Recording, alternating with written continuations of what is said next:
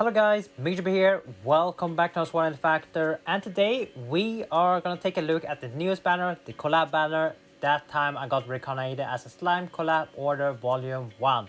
Now, something you need to know is that this is volume 1, meaning part 1, and usually when it comes to collab, we usually have two part banners. For Persona 5 we had part 1 and part 2, and then for Tail series we also had part 1 and part 2. So for collab, for slime, we're also getting two-part banner. Today, this week, we're getting this one. This is part 1. And next week, we should get part 2. Hopefully, it can be later on.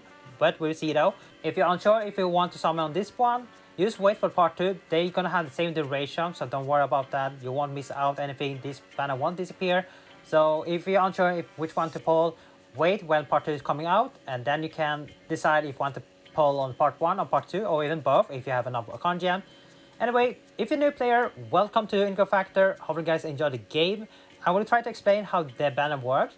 So you can see here, this is a step-up banner. So every time you're spending a con gem, you're gonna go through a step. So you can see here, step 1, it's gonna cost you 3% off, which is pretty nice, but it doesn't have any increased drop rate or something like that.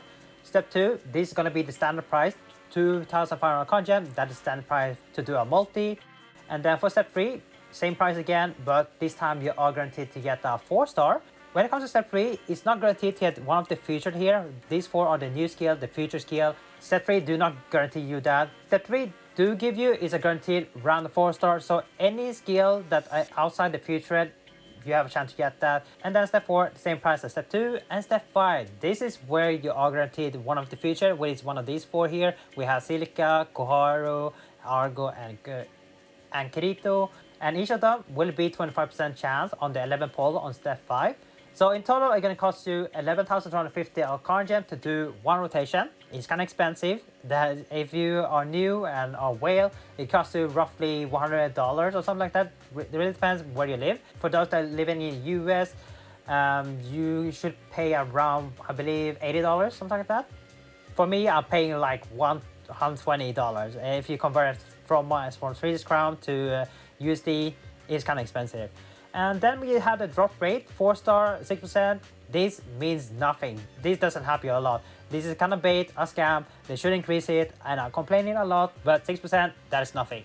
So that was the banner, and let's talk about the skill. So we have Silica, she's gonna be a new full burst, Koharu new chain, Argo new link skill, and Kirito a new pass skill, I believe, right? And the first skill we're gonna take a look is the Kirito, the Black Storm Dragon Kirito. It has played by ear and engrave effect. Engrave gonna be really useful. I will talk more about engrave, what is really good. Now, the first skill effect, played by ear 5, attack plus 25% when HP is above 3%, and defense plus 15% when HP is under 50%. This effect is really good, can be really flexible in any build, sword, rapier, axe. They're gonna be really useful, especially when you're above 3%, you're getting 25% attack, and that's a lot, really good buff.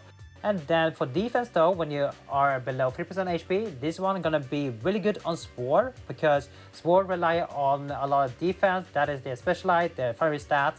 So getting a 3% defense is not bad, and especially if you're playing a low HP build where you want to stay in certain threshold with Sword, this is gonna be really good.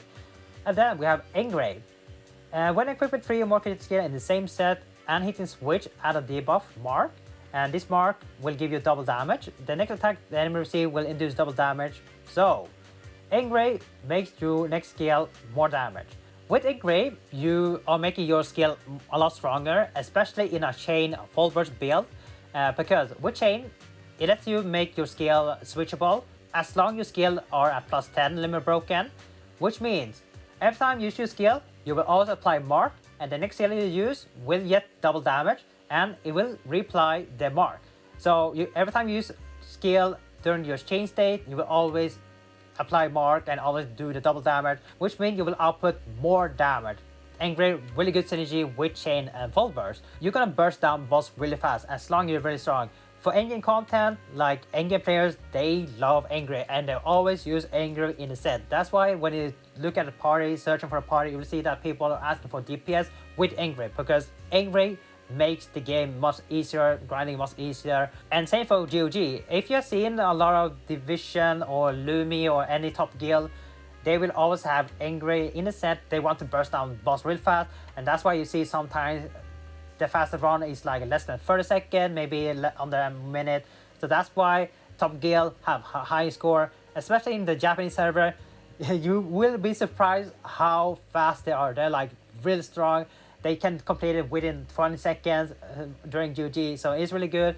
So Engrave is like top tier skill, really good for endgame content. If you take a look on the other Engrave passive that we have so far in game, we don't have that many. And all these 5 here, they are like top tier, S tier passive skill. They are like a must yet in every single endgame build. AG, really good. Lifa, really good. Elizabeth, really good. Medina, really good. And Sina, also really good. The Medina, this one is limited. You can't get it anymore, but you don't really need it anyway because we do have Xenon, Elizabeth, Lifa, and AG. So if you manage to get one of them, it can be really good. So all of these are S tier passive. Not only that, this passive gonna be really good with sword. As you know, when it comes to sword, Kirito do have many sword skill. Now the issue that it kind of hard to play around Engrave with sword, because if you take a look at AG for example, to be able to get Engrave, you can't have Kirito skill in the set. If you do have Kirito in your set, that means you won't able to apply Engrave, which makes this skill pretty useless. For Lifa, you need 3 Lifa skill, and most of people don't even pull for Lifa, so it can be really hard to play around Lifa. And Elizabeth, same for Elizabeth. Not that many have Elizabeth skill, and it do require to have 3 Elizabeth skill. Same for Lifa. Lifa require 3 Lifa skill, which makes the build kinda restricted, limited what you can use. Same for Xenon, really bad because you need 3 Xenon skill. So when it comes to sword, it makes the build really hard. Unless you have a lot of skill core that can build around, then it's good. But if you don't have that many skill, it will be really hard to play around, especially if you want to equip an Engrave in your set. But with this Kirito, it's gonna make it easier for a sword build, especially if you're having SPS, the full burst or the burst skill. This one, you only need 3 crit skill. So this plus additional 2 more, which can be like SPS Kirito and a chains Kirito. That means you have 3 crit skill and you're able to apply Engrave. It makes it much easier for sword with this passive. So if you're a sword main, this is a passive skill that you really want in your endgame build. Next one, we have the Leader Destroyer Silica. This is a full burst dagger with Dragon Buster skill animation. For SP, slash on fire, 50 second cooldown, 96 switch gate, and 60 breakage. Pretty good. And when using it normally, you will dealing 1190% damage 6 second target, and it has 2 different effects. Analyze 4 debuff, chance to raise crit damage against enemy by 20% for 50 seconds. This one is kind of useless. You rarely use this, and in endgame content where the boss has really high crit resistance, this makes it pretty useless because if you can't crit, the debuff is pretty bad, pretty useless. And then you have burn status element. Make it burn 1 stack for 30 seconds. This can be really good if you need to apply burn on the enemy. If you want to activate the burst, you need to do fire, fire slash fire. That is the sequence. But if you eliminate the skill to +10, you are remove this sequence and only need to do fire, fire slash. It should be easier to activate the burst. And it has 50 second cooldown and 126 breakage. Pretty good. When you activate the burst, you will be dealing 5500% damage 6 second target. That is pretty good, but compared to other full burst that we have right now in game, it is kind of low, like 200% less, something like that. The bonus attack plus 1000 against enemy with the blunt element. This is gonna be against enemy with the slash. And then we have this one, the secondary bonus, crit rate for 500% when equipping 3 or more Silica in the same set. This is really good, especially if you want to see the yellow damage to deal even more damage. 5% is a lot, and there is a reason, because a lot of in-game bosses want to reach like late chapter 1 or when you reach chapter 2, you will see that you rarely crit, even though you have 1% crit rate, you can't crit because the boss has crit resistance up to 400%, something like that. So 500% will make it easier to be able to crit, and as long as you have 3 Silica skill in the same set, you will have 500% crit rate. With this one and additional 2 Silica skill, you will have 500 crit rate, so make sure to equip more Silica skill in your set. And the third bonus, this one is kind of special because you will need 7 Silica skill in the set to get 400 attack. And 400 attack, it is a lot, and it's really good if we want to compare to other full burst dagger, which we can actually do. So we do have this one here, this side here, and let's take this one. This is a really good holy dagger. Now you can see here it has higher multiplier. You can see 5700%, which is a lot, 200% more. and it also have 500 flat attack more compared to Silica, which only give 1000, which make this one much better. And now the only difference is that this one rely on having element on the enemy. So to ever get more attack, you have to apply element, poison, burn, bleed, frostbite, and you can stack up to 99. And for each stack, you're getting 1% attack. So you can get up to 396% attack if you have max stack on the enemy. Now the issue is that it takes a while to make it stack unless you have a double connect skill that can apply element or keep increasing the element stack. It can be really fast. But for the Silica, you just need to equip 7 Silica skill and you will receive immediately 400% attack, or the skill will receive 400% attack, which makes it pretty good. It can be really hard to build around if you don't have that many Silica skill. If we take a look on Silica skill, what you can build around, let's do like this. Silica, and then we go for all the skill. You can see there are many different skill, and most of her skill is kind of limited. And most of where you can get Silica skill is from her birthday banner, and her birthday is in what, October. So you have to wait pretty long, unless they release like a Silica banner for a special occasion. But you can see Silica skill, these are what you can get. There's a mini active skill you need to build around, and then we have to go for the passive as well. You need like powers 3, she do have powers 3, then powers 4, or any other Silica skill that you need. So if you don't have that many Silica skill, it can be really hard. So you have to use whatever you have right now. Any Silica skill has to work fine. If you don't have 7 Silica skill, you're missing out a lot of attack, and it makes it really good. The attack, 400% attack, makes the skill really good. It's pretty strong, really good, but if you compare it to the other full burst dagger, maybe they're a little bit stronger because they have a different multiplier and stuff, but it's still gonna work fine. Now the issue is that it's the element, the fire, it's fire. Right now, when it comes to content, we prefer like wind/wind or /water/earth. Like if you take a look on the boss that we can farm on the integral factor, let's search for /fire. We have one eye, floor 20, which is pretty easy to kill. You don't really care about that, but if you look to end game, mostly for end game, floor 100, you can use it there, yes, but on chapter 2, for example, we don't have anyone that's weak to /fire, which make it pretty useless. But in the future, it might be really good when the future comes where the enemy is weak to /fire. They're gonna release a stronger full burst or stronger burst skill that's much better than Silica. So you have to keep it in mind. And right now it's kind of weird spot. It can be really good for the event, I would say. But for now, when it comes to /fire, it is an awkward spot for the future, of course. Right now we can use this one for any / content. It should be fine. Only on chapter 1 though. On chapter 2, the enemy gonna have really high resistance against fire, which make this skill pretty useless, so keep that in mind. You will deal less damage on chapter 2 enemies, trust me. Next one, we have this Koharu here, our chain Koharu. This is our first sword Koharu skill that we have in the game after 8 years, so that's pretty nice. So Koharu is a sword skill with Inferno skill animation, 26 SP, slash and fire, 40 cooltime, wide switch gate, really good, and break gate, 36, not the best. It does 2550% damage if fire hitting a target.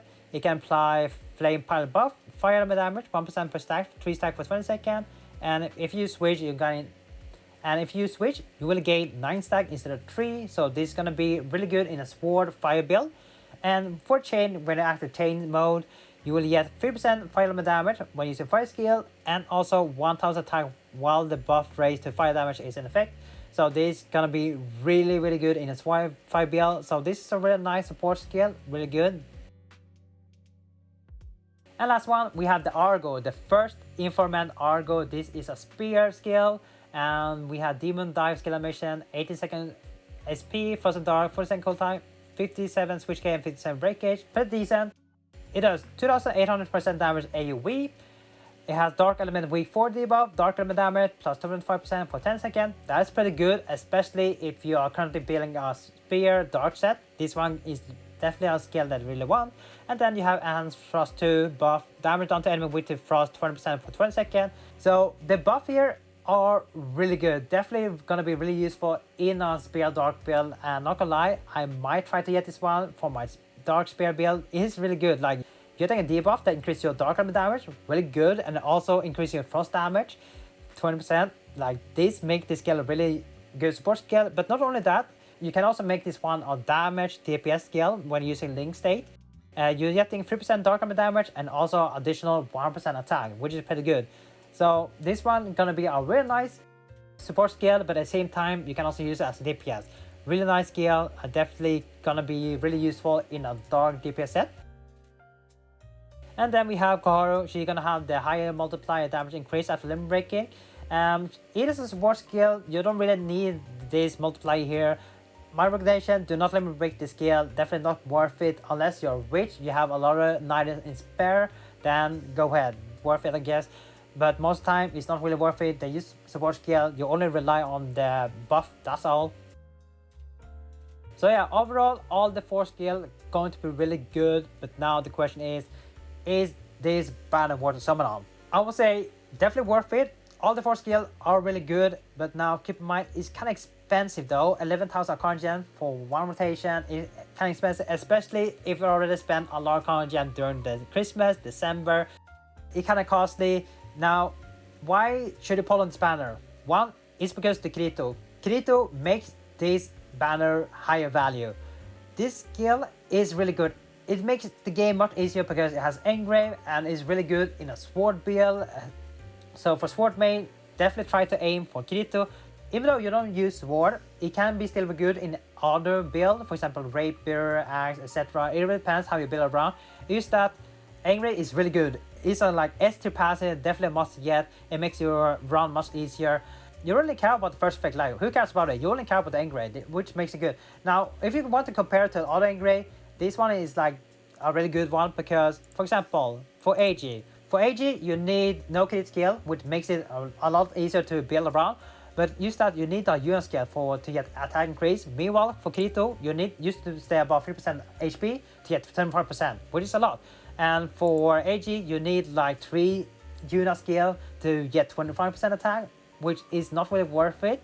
So most of the time, for endgame players, we only care about the engrave, that's all. We don't really care about the Yuna.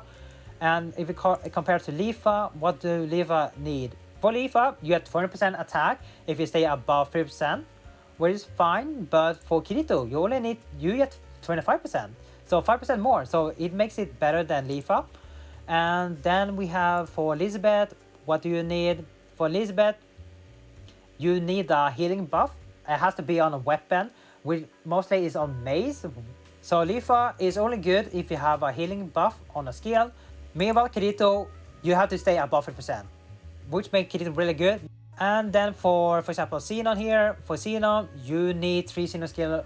You need 3 Xenon skill, of course. You're getting attack if you're below 3% HP. Meanwhile, Kirito, you don't need to do that. You need to stay above 3%, that's all. But if you are building a low HP build for sword, then using defense can be really good.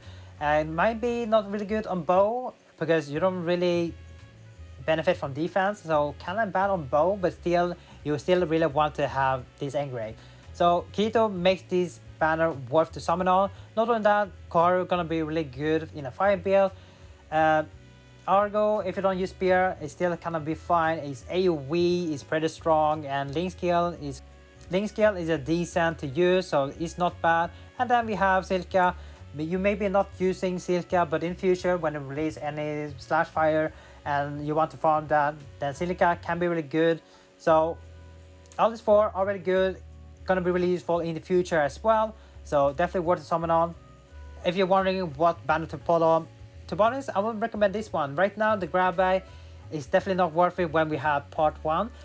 Now, if you remember what I said from the beginning, we are getting part 2. So if you're still unsure if you want to pull on this one, just wait for part 2, just to see what I have. If part 2 released like maybe a full burst sword, or maybe like Power Rise 3, Power Rise 4, then maybe part 2 is more worth to summon on compared to part 1. So if you're unsure, just wait for part 2, which I hope it's gonna be released next week. We will see though. I will recommend pulling this banner if you don't have engrave. If you don't have engrave and you're currently trying to progress to the late game, this banner is definitely must get. Definitely try to get Kirito. It is one of the best.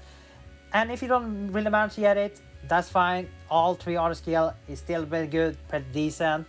But I just hope that you get the Kirito. It's like really good. So my recommendation, definitely worth to summon on. But if you're unsure, you can save your coin gens, wait for part 2, you to see if it's worth or not. It has long duration. This banner is lasting till the end of January, I believe, right? The 3rd of January, yeah. So it has really long duration, 3 weeks, pretty good. So if you're unsure, just wait for part 2, then decide if you want to summon that or this one, or maybe skip, or maybe summon both. Thanks for me, thank you guys for watching. I know I've been recording for too long, but it was a lot of stuff to talk about. So yeah, take care now, and bye bye.